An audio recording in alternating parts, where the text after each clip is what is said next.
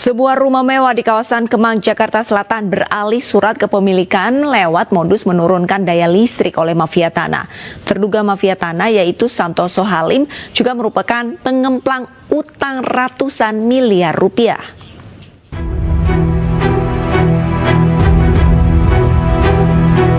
Mantan diplomat Johan Effendi menjadi korban mafia tanah. Rumahnya yang berada di Kemang, Jakarta Selatan dijual tanpa sepengetahuannya dan suratnya dipalsukan.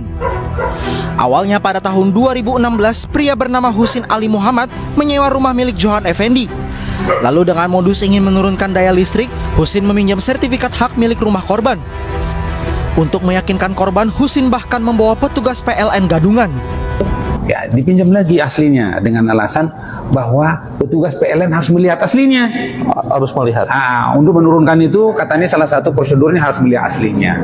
Percaya dia. Dan dibawalah petugas PLN-nya. Dibawa petugas dengan baju PLN. Baju PLN. Petugas PLN tanda kutip maksudnya ya Bang, karena itu sebenarnya bukan petugas PLN ya. Bukan, palsu karena Palsu, dia iya. dandanin aja dia. Iya. Jadi setelah itu diserahkanlah yang asli di lobi rumahnya. Oke. Dibawa yang asli ini, dibawa ke dalam, tapi ditukarlah dengan sertifikat yang sudah dipalsukan sebelumnya. Karena sebelumnya udah pernah minjam fotokopian. Karena sebelumnya sudah pinjam fotokopian. Setelah SHM dipalsukan, rumah dijual ke Santoso Halim seharga 15 miliar rupiah yang belakangan diketahui hanya ditransfer 8 miliar rupiah ke pelaku Husin Ali. Korban sempat meminta pemblokiran SHM ke BPN, namun BPN membuka pemblokiran setelah ada sosok yang berpura-pura mengaku korban datang ke BPN.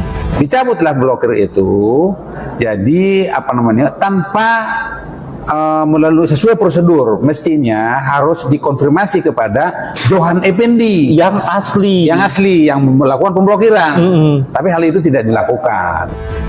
Korban kemudian melaporkan dugaan persekongkolan jahat yang melibatkan Santoso Halim, Husin Ali Muhammad, dan sejumlah pelaku lainnya ke polisi.